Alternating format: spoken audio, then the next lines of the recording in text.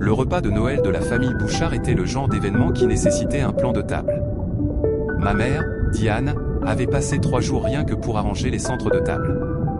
Des branches d'olivier, des roses blanches, des bougeoirs en or, le genre de table qui a sa place dans un magazine, pas dans une maison où des gens vivent réellement. La maison à Aix-en-Provence sentait la pinède et les bougies hors de prix, et chaque surface avait été astiquée jusqu'à vous renvoyer le reflet de vos propres insécurités. Nous étions 10. Mes parents, mon grand frère Guillaume, mon petit frère Clément, ma sœur Camille, et divers cousins qui avaient fait la route depuis Marseille et Avignon pour l'occasion. J'étais la dernière arrivée parce que mon vol depuis Londres avait été retardé, et parce qu'une part de moi avait toujours besoin de quelques minutes supplémentaires avant de franchir cette porte. Je suis Chloé. Chloé Bouchard, et dans cette famille, ça a toujours signifié la discrète. Celle qui est partie vivre loin. Celle qui fait un truc avec les ordinateurs que personne ne comprend vraiment. Ah, la voilà, a dit Guillaume quand je suis entré. Et il l'a dit de la façon dont les gens annoncent l'arrivée de quelqu'un qu'ils n'attendaient pas vraiment. Pas froidement. Exactement. Juste avec indifférence. Ma mère m'a embrassé sur la joue. Tu as l'air maigre. Tu manges bien? Je vais bien, maman. Tu vas toujours bien. Elle cesse de retourner vers la cuisine avant que je ne puisse répondre. J'ai trouvé ma place tout au bout de la table, entre la chaise vide de Clément et un cousin nommé Damien qui a passé la majeure partie du dîner à parler de sa ligue Mon Petit Gazon. J'étais habitué au bout de la table. J'y avais été assise toute ma vie. La vraie conversation a commencé, comme toujours, avec mon père. Denis Bouchard avait 63 ans et la carrure de quelqu'un qui n'avait jamais douté de lui-même une seule fois dans sa vie. Il avait fondé Bouchard Construction juste après son école d'ingénieur et en avait fait l'un des entrepreneurs de taille intermédiaire les plus respectés du sud de la France. Il en était fier. Il en avait tout à fait le droit et il nous le rappelait régulièrement. J'ai des nouvelles, a-t-il dit, en posant sa fourchette avec l'autorité tranquille d'un homme habitué à ce que les pièces fassent silence quand il parle. Nous lançons les travaux du projet Méridien en février. Un écoquartier de 6 hectares. Le plus gros contrat que nous ayons jamais signé. Guillaume cesse de redresser. De quel montant parle-t-on? 30 millions d'euros. La table a réagi exactement comme Denis l'aimait, avec des yeux écarquillés, des félicitations, et le tintement des verres de vin levés dans sa direction. Camille a pressé sa main contre sa poitrine comme si elle allait pleurer de fierté. Clément a sifflé doucement entre ses dents. C'est incroyable, papa. Guillaume a dit, 30 ans à bâtir cette entreprise, et tu continues d'avancer. C'est ce qui arrive quand on aime ce qu'on fait, a dit papa. J'ai pris une gorgée d'eau. La partie délicate, a continué papa. C'est le crédit relais. Nous avons un décalage entre la signature du contrat et le premier décaissement, une fenêtre d'environ 1 mois où nous avons besoin de liquidités. C'est gérable, mais ça nécessite les bons partenaires. J'ai posé mon verre avec précaution. Je pourrais vous aider pour ça. La table est devenue silencieuse. Pas le genre de silence qui signifie que les gens réfléchissent à quelque chose. Le genre qui signifie que quelqu'un a dit quelque chose de légèrement absurde. Camille Ceste reprise la première. Elle a ri, mais doucement pour que ça puisse passer pour autre chose. C'est mignon, Chloé. Je suis sérieuse, ai-je dit. De combien est le décalage? Environ 400 000, a dit papa, sa voix prudente de la façon dont elle le devient quand il décide comment être gentil. Mais Chloé, ma chérie, ce n'est pas. Nous travaillons avec des prêteurs commerciaux, des partenaires institutionnels. C'est toute une infrastructure. Je sais comment fonctionne un crédit relais, papa. Je suis sûr que tu le sais en théorie. Guillaume a tendu la main vers la corbeille de pain. Mais là c'est le bâtiment. Ce n'est pas pareil que la tech. Je n'ai pas dit que ça l'était. Clément est intervenu, pas méchamment, mais pas de manière utile non plus. Écoute, il ne s'agit pas de douter de toi. C'est juste que 400 000 euros ce n'est pas exactement quelque chose qu'on a comme ça sur soi. Et même si c'était le cas, mélanger la famille et les finances de l'entreprise, c'est compliqué. Ce que Clément veut dire, a dit Camille, c'est que c'est une offre généreuse, mais tu serais complètement dépassé. Sans vouloir te vexer. J'ai regardé mon père. Il a regardé son assiette. Je ne le prends pas mal, ai-je dit. J'ai glissé la main dans ma poche et envoyé un SMS à ma conseillère financière. Une femme nommée Inès Chen, qui travaillait avec moi depuis 6 ans et qui ne dormait jamais avant minuit. Le SMS faisait 7 mots. Lancez l'audit de Bouchard Construction. Vous savez pourquoi? Le dîner a continué. Papa a parlé du projet Méridien. Guillaume a parlé de son rôle dans la direction de la division commerciale.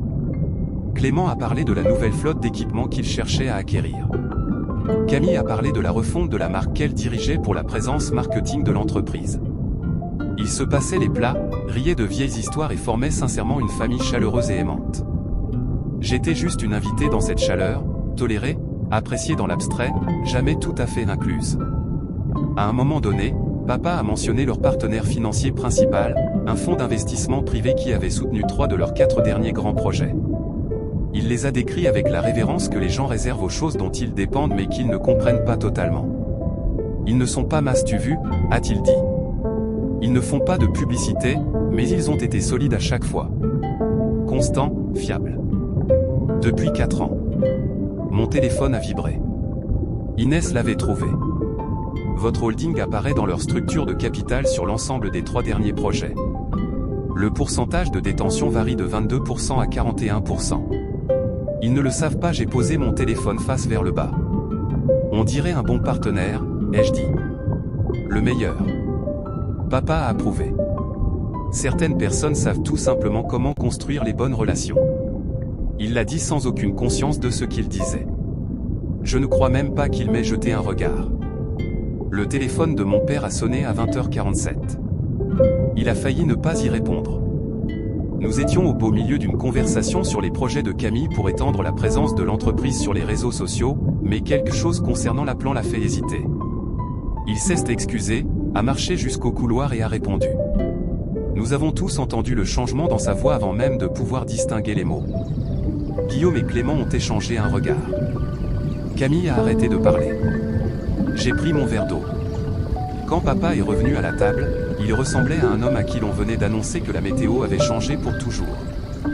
Le fonds d'investissement, a-t-il dit. Ils disent qu'il y a eu une restructuration du capital. Ils ont suspendu leur position dans nos projets. Silence. Qu'est-ce ce que ça veut dire? A demandé Camille. Ça veut dire que leur argent n'est pas disponible. Ça veut dire que le financement du Méridien n'existe plus à l'heure actuelle. Il s'est assis lourdement. Je ne comprends pas. Nous avions une lettre d'engagement signée. Guillaume était déjà sur son téléphone. J'appelle notre avocat. Appelle d'abord la banque, a dit Clément. J'appelle les deux. La table du dîner s'est dissoute en autre chose. Les téléphones sortis, les voix basses et urgentes, le centre de table soudainement absurde face à la toile de fond de ce qui était en train de se passer. Camille m'a regardé. Je ne sais pas ce qu'elle cherchait. Tu t'y connais un peu dans ce genre de situation? A-t-elle demandé, sans méchanceté. Elle semblait sincèrement penser que je pouvais avoir un point de vue utile. Un peu, ai-je dit. Papa a levé les yeux. Leur fonds s'appelle Horizon Capital Partners. Personne ne semble savoir qui est derrière. C'est structuré à travers une série de sociétés holdings. Il s'est frotté le visage. Si nous ne pouvons pas découvrir qui tire réellement les ficelles, nous ne pouvons même pas passer un coup de téléphone. J'ai pris une longue inspiration. Je sais peut-être quelque chose sur Horizon, ai-je dit. Toutes les têtes autour de la table se sont tournées vers moi. Qu'est-ce ce que tu veux dire? La voix de papa était très calme. Je les suis depuis un moment. Ils sont privés, très privés, mais ce sont l'un des véhicules d'investissement indépendants les mieux capitalisés de la région. Axés sur l'immobilier, principalement les marchés du sud de la France, un peu en Europe du Nord. Ils ne sont pas cotés en bourse.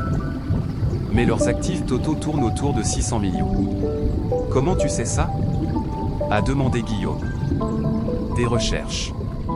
Personne ne fait des recherches aussi poussées sur un fonds privé sans avoir une bonne raison. Ses yeux se sont plissés. C'est quoi ta raison, Chloé? J'ai regardé mon père. Vérifie tes emails. Je viens de te transférer quelque chose. Il a pris son téléphone. Ses yeux ont balayé l'écran une fois, puis une deuxième. Sa mâchoire s'est contractée, puis sa main est descendue lentement vers la table. Et il m'a regardé de la façon dont je n'avais jamais vu mon père regarder quoi que ce soit, comme si le sol s'était dérobé sous ses pieds. Lis-le à voix haute, ai-je dit doucement. Sa voix dépassait à peine le murmure.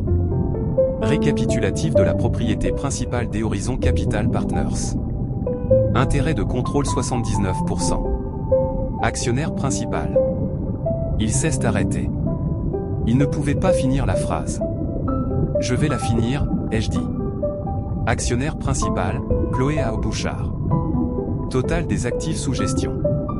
614 millions d'euros. La table était absolument silencieuse. Clément a émis un son qui n'était pas vraiment un mot. Camille a plaqué ses deux mains à plat sur la nappe comme si elle avait besoin de sentir quelque chose de solide. Guillaume me dévisageait avec une expression que je n'avais jamais vue sur son visage en 34 ans d'existence en tant que sa sœur. « Tu es Horizon », a dit papa. « Je suis Horizon. Depuis 4 ans. 4 ans et 2 mois. » Il a posé le téléphone. « Chloé, comment ?» J'ai croisé les mains sur la table. C'était la partie avec laquelle je vivais depuis longtemps. Pas avec de la colère. Pas exactement. Avec quelque chose de plus silencieux que la colère, quelque chose qui avait du poids, mais pas de chaleur. Quand j'ai quitté Aix-en-Provence à 24 ans, j'avais 10 000 euros et un logiciel que j'avais codé dans mon appartement.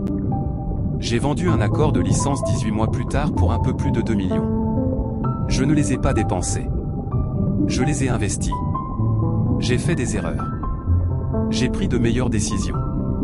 J'ai continué d'avancer. J'ai regardé mon père. J'ai appris de toi, papa. J'ai observé comment tu envisageais la valeur d'un terrain, le timing, ce qui fait qu'un projet vaut la peine de prendre des risques. Tu ne me l'as jamais enseigné directement parce que tu n'y as jamais pensé, mais j'étais toujours attentive. 600 millions, a dit Camille faiblement. 614 oui. Et tu les as investis en nous. La voix de Clément s'est légèrement brisée sur le dernier mot. Je les ai investis dans des projets solides avec un entrepreneur en qui j'avais confiance. Le fait que l'entrepreneur soit mon père était pertinent, mais ce n'était pas de la charité. Chaque euro que j'ai mis dans Bouchard Construction était une décision calculée basée sur vos antécédents et la valeur des actifs. J'ai fait une pause. Vous êtes doués dans ce que vous faites. Vous tous. Je n'en ai jamais douté. Alors pourquoi ? Guillaume s'est arrêté, a recommencé. Pourquoi retirer le financement ? Pourquoi ce soir ? Je l'ai regardé pendant un long moment. Parce que ce soir, quand j'ai proposé 400 000 euros pour aider à combler un décalage qui, par rapport à ma position réelle, équivaut à quelqu'un qui vous offrirait un billet de 20 euros. Vous avez tous ri. Papa a dit que c'était théorique. Vous m'avez dit que j'étais dépassé. Camille a dit que ça me dépasserait complètement. J'ai gardé une voix égale. J'ai silencieusement maintenu cette entreprise à flot à travers 2 récessions économiques et une crise de la chaîne d'approvisionnement. Et ce soir, à cette table, j'étais toujours la fille discrète qui ne comprend pas vraiment comment fonctionne le vrai monde des affaires. Les bougies ont vacillé. Les branches d'olivier reposaient parfaitement arrangées dans le centre de table. Mon père a caché son visage dans ses mains. Je ne fais pas ça par vengeance, ai-je dit. Je veux être clair là-dessus. Je fais ça parce que quelque chose devait changer et je ne savais pas comment faire autrement pour vous le faire voir. J'ai essayé par de petites touches pendant des années. Vous ne regardiez pas papa abaisser les mains. Ses yeux étaient rouges sur les bords. Denis Bouchard, que je n'avais jamais vu pleurer une seule fois. Il ressemblait à un homme se tenant dans les décombres d'une supposition qu'il ne savait même pas avoir faite. Chloé, a-t-il dit. Je suis tellement désolé. Pourquoi précisément ? Ai-je demandé. Pas pour être cruel. Parce que c'était important. Pour ne pas t'avoir vu, pour avoir supposé. Sa voix s'est légèrement brisée sur le mot. Je t'ai appris tout ce que tu sais et ensuite j'ai agi comme si tu ne savais rien. Ça, c'est ma faute. C'est entièrement ma faute. Guillaume a parlé sans qu'on le lui demande. J'ai été condescendant envers toi pendant des années. Je ne m'en rendais même pas compte. C'est encore pire, je crois. Il a regardé la table. Je suis désolé, Chloé. Clément a hoché la tête. Pareil. Je suis désolé. Camille a tendu le bras à travers la table et a posé sa main sur la mienne. Elle n'a rien dit pendant un instant. Tu as construit quelque chose d'extraordinaire et nous t'avons fait sentir que tu devais le cacher juste pour être prise au sérieux. Ce n'est pas une famille. Nous devons faire mieux. J'ai regardé autour de la table. Voici ce que je veux, ai-je dit. Je vais restaurer la position des horizons. Capitalisation complète. Le projet méridien se poursuit comme prévu, mais je ne reste plus invisible. Je veux une place officielle dans les discussions d'affaires de l'entreprise, pas en tant que bailleuse de fonds silencieuse, mais en tant qu'associée. Je veux que mon nom soit sur la table de la même manière que le nom de Guillaumier. Et je veux que cette famille arrête de décider qui je suis avant même que j'ai eu la chance de parler. Papa s'est levé, a contourné la table et s'est tenu devant moi. Tu as toujours eu ta place à cette table, a-t-il dit.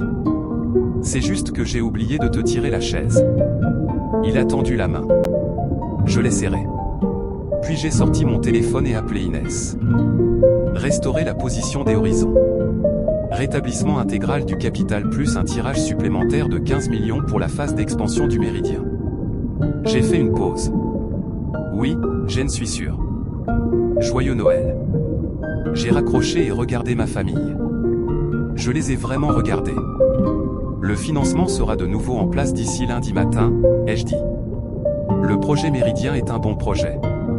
Je l'aurais soutenu de toute façon. Papa a ri. Un vrai rire, qui lui a échappé par surprise. Tu l'aurais fait? Vous avez construit quelque chose qui vaut la peine d'être soutenu, ai-je dit. J'avais juste besoin que vous sachiez que c'était moi qui le faisais. Plus tard, après que les assiettes ont été débarrassées, que les bougies se sont consumées et que les cousins ont dérivé vers le salon, ma mère m'a trouvé sur la terrasse arrière en train de regarder la nuit aixoise. Elle m'a mis une couverture sur les épaules sans me demander si j'en voulais une. J'ai toujours su que tu étais extraordinaire, a-t-elle dit doucement. Je l'ai juste très mal exprimé. Tu l'as exprimé sous forme d'inquiétude, ai-je dit. C'est à ça que ressemble l'amour quand il ne sait pas quoi faire de lui-même. Elle est restée silencieuse un moment. J'apprends. Je vais faire mieux. J'ai appuyé ma tête contre son épaule. Juste pour une seconde. Je sais, maman. Le ciel du sud était froid et dégagé, et les étoiles au-dessus d'Aix-en-Provence brillaient de mille feux. 614 millions d'euros et une place à la table familiale. J'avais construit l'océan.